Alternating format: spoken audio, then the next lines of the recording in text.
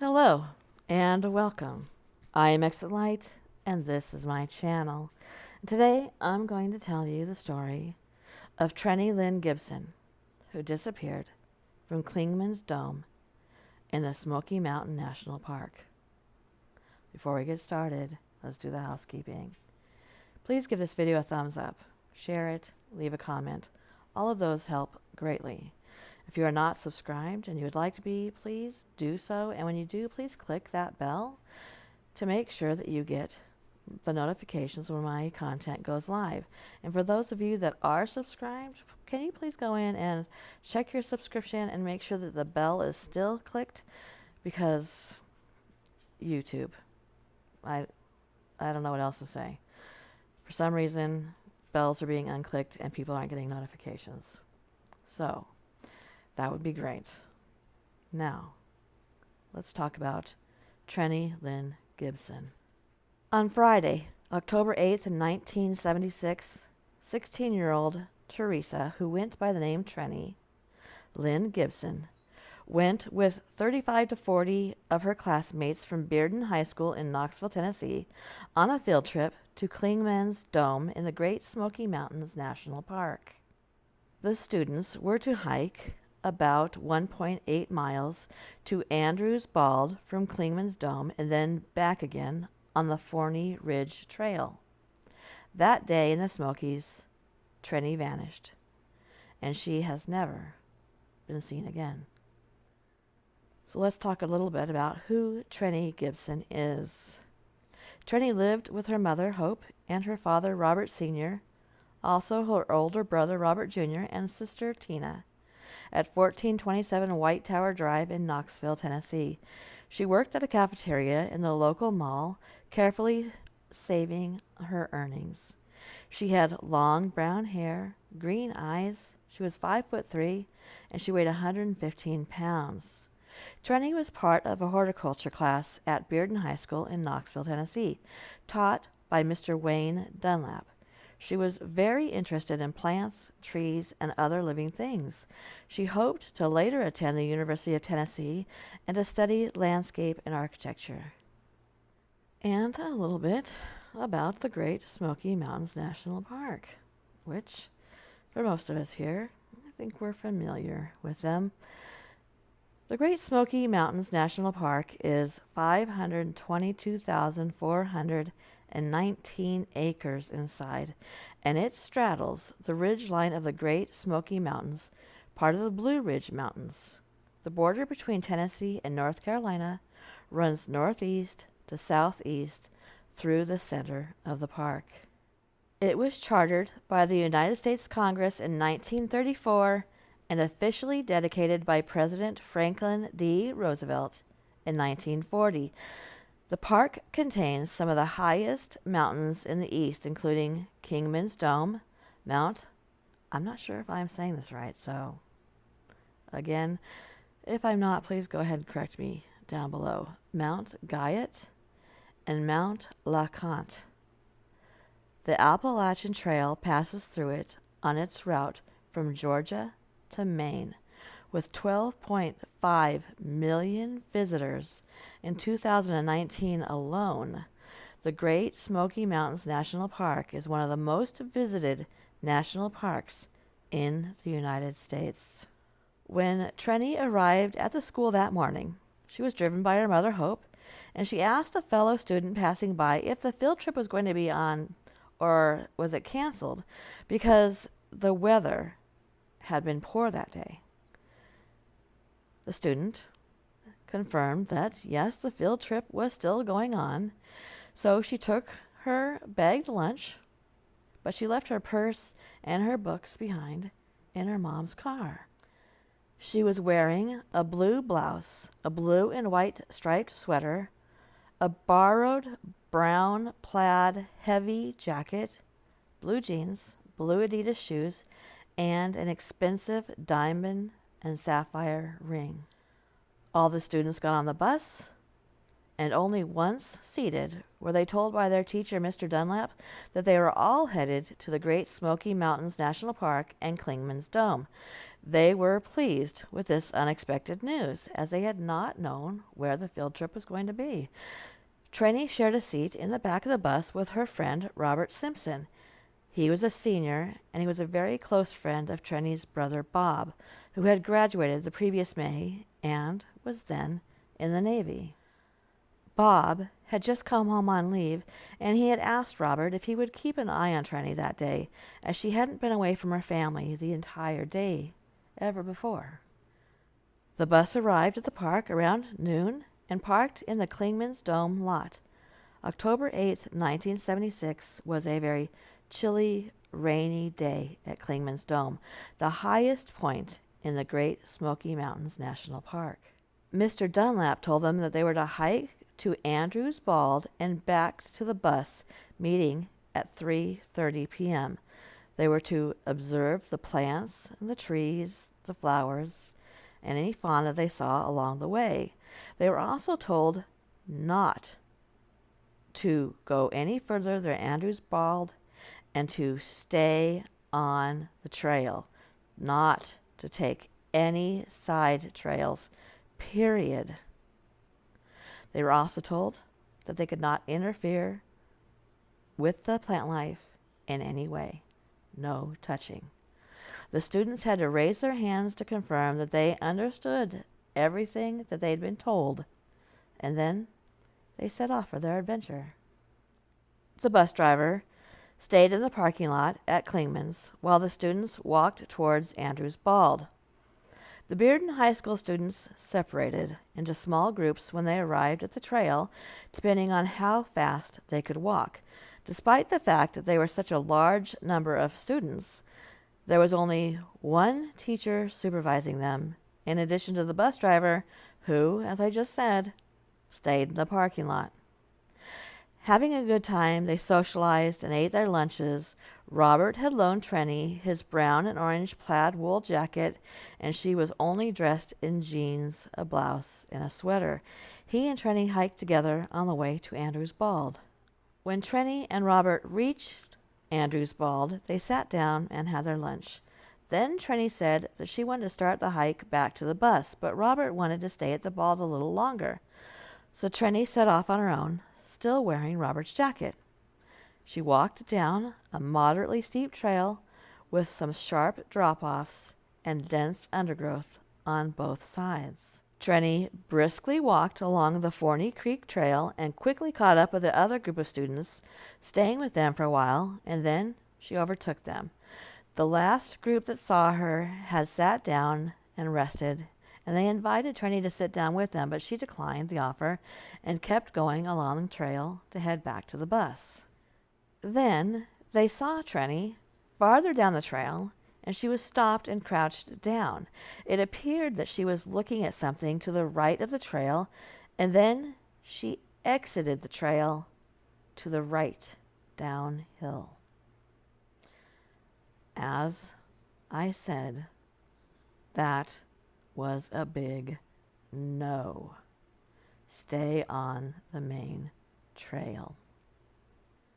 However, a short time later, one of the girls in the group that had seen Trenny, she looked at the spot where Trenny had left the trail and discovered that there was actually no place to go. There was no side trail. It was thick with shrubbery, ferns, rocks, and it had a small creek. She called Trenny's name, but she got no response. A fellow male student came down the trail, and the girl asked him if he had seen Trenny, but he said he hadn't. Assuming that she would be waiting at the bus for them, they carried on. At 3:30 p.m., the students were back at the bus on Klingman's Dome parking lot. A student asked Robert Simpson if he had seen Trenny because she wasn't back at the bus, but Robert said that he had hiked to the Bald with Trenny, but she had left to return to the bus, so he decided to spend some of his own time tracking Bear, which I'm assuming was also a big no and not something that had to be specified as no.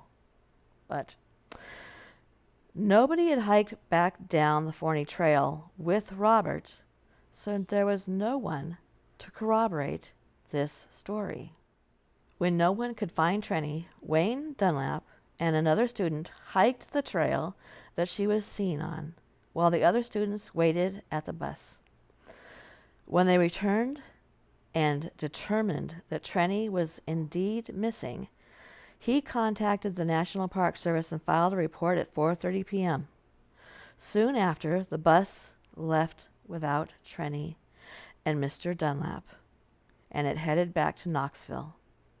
Dunlap stayed behind to assist with the search. The school bus carrying the students arrived later than originally scheduled, and when it did, school officials had to tell the Gibsons that their daughter was missing.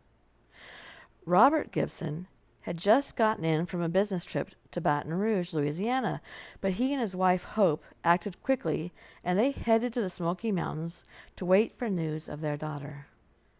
By 6:30 p.m., 19 volunteers had gathered to begin looking for the missing student. The trail was very popular with walkers, and her sudden disappearance was strange, given that she had been with other people and there had been many groups of students both in front of her and behind her, as well as other hikers who had gone there for the day. What was to follow was a huge search of the park, both by ground and air. There were heavy rains, wind, and fog that night, and it made the conditions difficult for searching. Hoar frost made the ground slippery, and the fall leaves made spotting difficult. In fact, one of the searchers slipped and fell, and he broke several ribs doing so. Helicopters and ground searchers were brought in. Searchers used about a half a dozen dog teams with bloodhounds and German shepherds to look for Trenny. 3 of the tracking dogs picked up a scent at the intersection with the Appalachian Trail. They followed it by Clingman's Dome Tower, and some of the dogs last detected her scent along the roadside about 1.5 miles from Newfound Gap. But then the dogs stopped. The scent had disappeared. By October 12th, 4 days after Trenny's disappearance, the official search was scaled back to 20 people. The search lasted until November 1st, 1976. Another search from April 18th to May 5th in 1977 also found no trace of any remains in the park. Then the chief ranger told reporters that he was very certain that Trenny was not in the park. Searchers went out again to the Clingman's Dome area in 1981, but again, there was nothing. Robert Gibson said of the family dog, Mitzi, Trenny's then 7-year-old poodle, "She gets up on the back of the couch upstairs and she looks out the window for Trenny when she's gone from home. She's been looking for her for 3 days." So what happened to Trenny?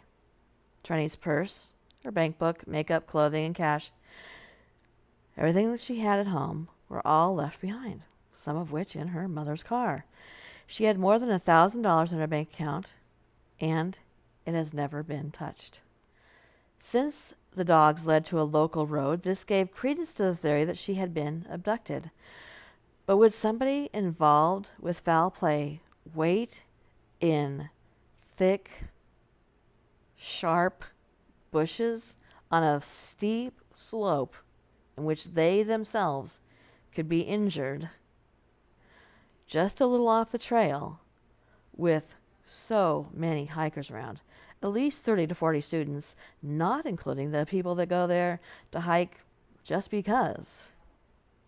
Some accounts tell of cigarettes and a beer can found in the area near the road where the sniffer dogs had come to a halt.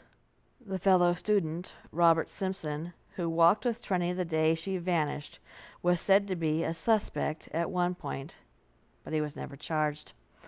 Trenny had a large, thick Stanley comb that she always carried.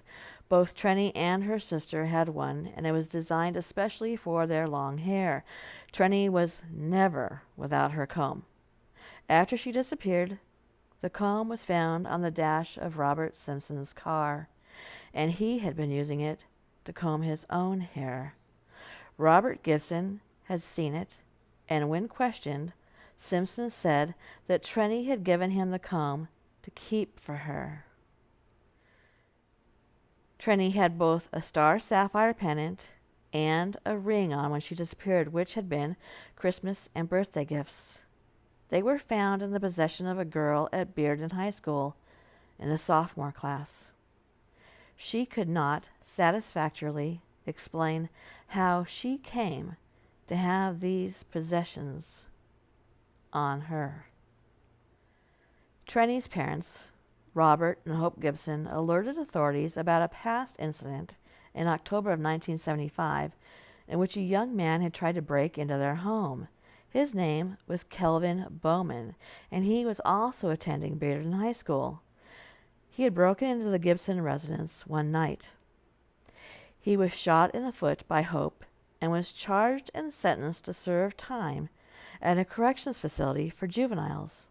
Although sentenced to 2 years, he only served about 6 months, and then he was back at Bearden High School by the time Trenny disappeared. When he was sentenced, he had made threats in the courtroom to harm Trenny when he was released. From what Principal Frank Hall could determine, Kelvin Bowman was attending classes at Bearden the day that Trenny disappeared. Robert Simpson had come by the Gibsons' residence when Trenny's parents were in the park waiting for news on their daughter. He made 2 strange comments to Tina, Trenny's younger sister. He said that if Kelvin Bowman has Trenny, he will kill her. If he does not have her, I think she must have run off with some horny hitchhiker. Because that happens all the time on school field trips. Right?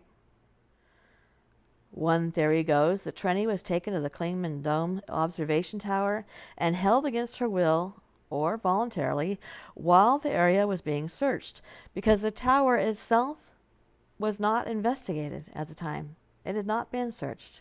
Subsequently, when searchers left, she was then taken to the roadside and left by a car. A classmate and a friend named Kim Pouncey said in an interview in late November 2017 in Appalachian Unsolved that she wondered if Trenny just took off from the park and that maybe she just wanted to leave and just to get out. My feeling is somebody was waiting for her at the park. There was a parking lot very close. I've always felt like Trenny planned it, and that was her way out. Cigarette butts, along with a partially filled can of beer, were also found near the spot where Trenny stepped off the trail. The search dogs tracked Trenny's scent to the base of Klingman's Dome observation tower and to the shoulder of a paved road 1.6 miles from the dome at Collins Gap. There is also a parking lot in that same area. More cigarette butts of the same brand were found at the shoulder of this road. Several sets of the dogs all had the same conclusive results, as well as the dogs brought in by Trenny's uncles. In 1981, during an interview, Robert Gibson expressed appreciation for all that the FBI and the searchers had done, but he also spoke of his disappointment that the school district had not had policies in place to better protect the students. Based on his experience as both a scout and a scoutmaster, he thought that one adult chaperone for 40 students was at least 3 chaperones too few. The Gibsons did everything they could to keep their family together after Trenny disappeared, including selling their home and moving to a new neighborhood to not have so many now painful memories. But over time, the loss continued to take its toll, and in the wake of her disappearance, Trenny's parents divorced. Trenny's older brother, Robert Jr., died in 2000, at the age of just 42. And Robert Sr., her father, died in 2004 at the age of just 67. Tina, her sister, died in 2016 at the age of 54.